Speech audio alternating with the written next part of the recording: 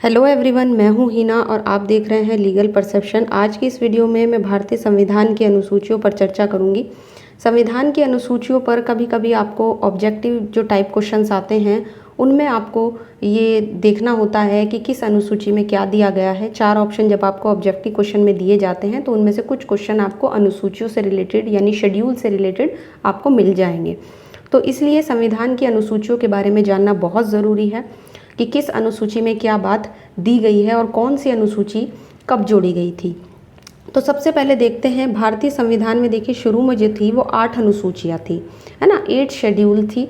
और इसके बाद अब जो हैं वो हमारे यहाँ पे 12 शेड्यूल हैं। जो इंडियन कॉन्स्टिट्यूशन है उसमें 12 शेड्यूल्स हैं। जो 9वीं अनुसूची थी वो प्रथम संवैधानिक यानी पहले संवैधानिक संशोधन अधिनियम से जोड़ी गई। 10वीं अनुसूची 52वें संवैधानिक संशोधन अधिनियम से 1985 में जोड़ी गई। 11वीं अनुसूची 73वें संवैधानिक संशोधन अधिनियम से 1992 में जोड़ी गई और 12वीं अनुसूची 74वें संवैधानिक संशोधन अधिनियम से 1992 में ही जोड़ी गई। तो इस तरह से 8 अनुसूचियाँ बढ़कर अब इंडियन कॉन्स्टिट्यूशन में हो गई हैं 12 अनुसूचियाँ। 9वीं, 10वीं, 11वीं, 12वीं जो हैं अलग अलग अमेंडमेंट से अलग अलग टाइम पर जोड़ी गई हैं। अब हम एक एक करके इन अनुसूचियों के बारे में जानेंगे। सबसे पहले देखिए, पहली अनुसूची क्या कहती है। पहली अनुसूची में राज्य और जो संघ राज्य क्षेत्र है यानी स्टेट और जो यूनियन टेरिटरीज़ हैं उनके बारे में उनकी लिस्ट दी गई है कि इंडिया में कितने स्टेट हैं और कितनी यूनियन टेरिटरी हैं। तो सिर्फ वहाँ पर आपको इन सब के नाम मिलेंगे, स्टेट के और यूनियन टेरिटरी के। पहली अनुसूची सिर्फ हमें इतना बताती है।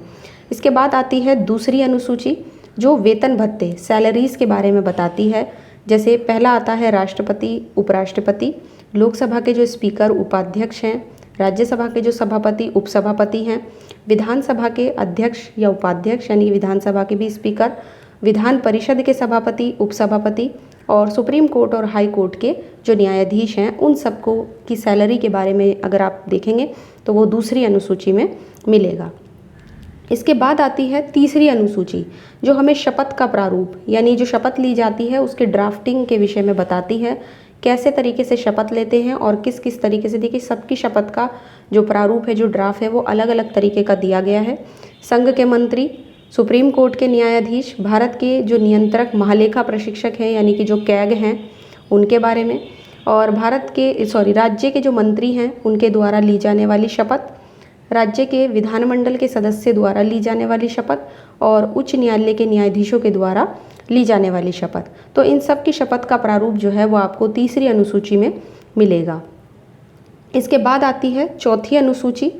चौथी अनुसूची में राज्यसभा में स्थानों का आवंटन यानी कि राज्यसभा में कितनी कितनी सीट जो हैं वो किस किस स्टेट की होंगी ये तय किया गया है। उदाहरण के लिए देखिए, मैंने यहाँ पर आंध्र प्रदेश की कितनी है, तेलंगाना, असम, बिहार, झारखंड, गोवा, गुजरात आदि इस तरह से अलग अलग राज्यों की कितनी कितनी सीटें राज्यसभा में होंगी ये सब इस अनुसूची में बताया गया है।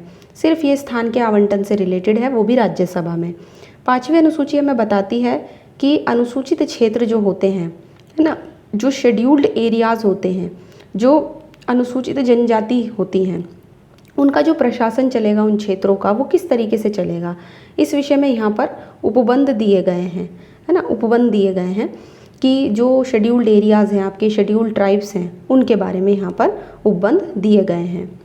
इसके बाद आती है छठी अनुसूची, है ना, 6th शेड्यूल, जिसमें 4 स्टेट की बात की गई है यानी असम, मेघालय, त्रिपुरा, मिजोरम स्टेट के जो जनजातीय क्षेत्र हैं उनका प्रशासन कैसे चलेगा इसके बारे में उपबंध दिए गए हैं। तो छठी अनुसूची जो है सिर्फ इन 4 स्टेट को रिलेट करती है, इन 4 राज्यों से संबंधित है, असम, मेघालय, त्रिपुरा, मिजोरम। जो 5वीं अनुसूची थी वो जो दूसरे राज्य थे उनके जनजातीय क्षेत्रों के प्रशासन से संबंधित थी, और जो छठी अनुसूची है वो विशेष रूप से इन 4 राज्यों के प्रशासन से जुड़ी हुई है। वो भी कैसे, जो उनके शेड्यूल्ड एरियाज़ हैं, जो जनजातीय क्षेत्र हैं, उनके प्रशासन के बारे में।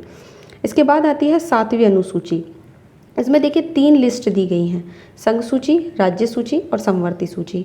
संघ सूची के विषयों पर कानून बनाने का अधिकार है केंद्र सरकार को, राज्य सूची के विषयों पर कानून बनाती है राज्य सरकार, और समवर्ती सूची के विषयों पर कानून बनाती है केंद्र और राज्य सरकार दोनों, यानी कि दोनों गवर्नमेंट्स जो हैं वो समवर्ती सूची के विषयों पर कानून बना सकती है। तो यहाँ पे देखो एक एक सूची में अलग अलग टॉपिक्स, अलग अलग सब्जेक्ट्स दिए गए हैं जिन पर सेंट्रल गवर्नमेंट या स्टेट गवर्नमेंट जो है वो कानून या विधि बना सकती है। राज्य सूची में विषय अलग हैं, संघ सूची में विषय अलग हैं और समवर्ती सूची में अलग अलग विषय हैं। इसके बाद आती है 8वीं अनुसूची, जिसमें 22 भाषाएं दी गई हैं, 22 लैंग्वेजेस दी गई हैं, जिसमें ये सभी लैंग्वेजेस दी गई हैं जो आपको स्क्रीन पर दिख रही हैं। इसके अलावा पहले देखिए कॉन्स्टिट्यूशन में थोड़ी कम लैंग्वेज थी, लेकिन बाद में 8वीं अनुसूची में धीरे धीरे जैसे जैसे अमेंडमेंट होते गए वैसे वैसे इसमें सूचियों की जो भाषाएं हैं वो सूची में बढ़ती चली गई और अब कुल मिला के 22 भाषाएं हो गई हैं। इसमें ये सारी भाषाएं आपको देखने को मिलेंगी, 22 भाषाओं में सारी भाषाएं इसमें शामिल की गई हैं। इसके बाद आती है 9वीं अनुसूची, जो 1951 में, जैसे कि मैंने अभी ऊपर बताया था, 1951 में प्रथम संवैधानिक संशोधन अधिनियम से जोड़ी गई है। कुछ अधिनियमों और विनियमों को विधि मान्यकरण, भूमि सुधार विधियाँ, यानी कि जो लैंड रिफॉर्म्स आपके लॉज बनाए जाते हैं उन सब की इसमें लिस्ट दी गई है। और 9वीं अनुसूची क्या कहती है कि जितने भी लैंड रिफॉर्म एक्ट हैं या लॉज हैं उनको आप कोर्ट में चैलेंज केवल इस आधार पर नहीं कर सकते हैं कि वो फंडामेंटल राइट का वायलेशन करती हैं। तो इस तरह से इसमें बस भूमि सुधार विधियों की एक लिस्ट दी गई है 9वीं अनुसूची में, और उसको जोड़ा किससे गया था? प्रथम संवैधानिक संशोधन अधिनियम से, यानी जो पहला संशोधन किया गया उससे इसको जोड़ा गया। इसके बाद आती है 10वीं अनुसूची, जो दल परिवर्तन के आधार पर निर्भरता के बारे में उपबंध करती है। ये 52वें संवैधानिक संशोधन अधिनियम से 1985 में जोड़ी गई।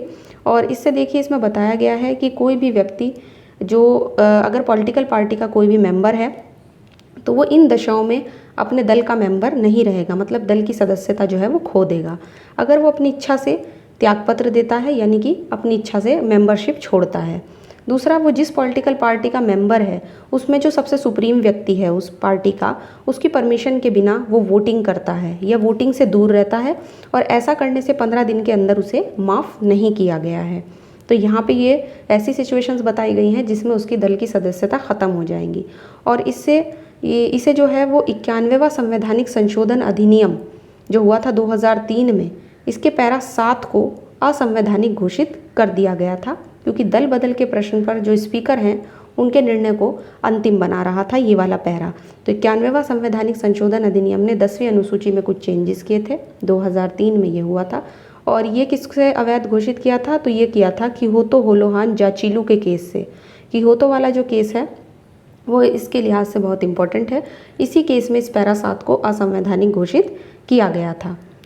इसके बाद आता है 73वां संवैधानिक संशोधन अधिनियम, जिससे 11वीं अनुसूची जोड़ी गई थी 1992 में। यानी कि जो 11वीं अनुसूची है जो हमें बताती है कि पंचायत जो है वो किन किन विषयों पर लॉज बना सकती हैं। और ये जो था ये 24 अप्रैल 1993 से लागू हुआ था, 73वां संवैधानिक संशोधन अधिनियम। 24 अप्रैल को इसलिए हम पंचायती राज दिवस भी मनाते हैं। ये जो अनुसूची है ये पंचायतों का प्रावधान करती है और साथ ही इसमें 29 नए विषय भी जोड़े गए हैं। इसके बाद आती है 12वीं अनुसूची। 12वीं अनुसूची आपकी नगर पालिकाओं से संबंधित है। 74वें संवैधानिक संशोधन अधिनियम से 1992 में जोड़ी गई थी और 1 जून 1993 से ये जो संशोधन था ये प्रभावी हुआ था, यानी प्रभाव में आया था।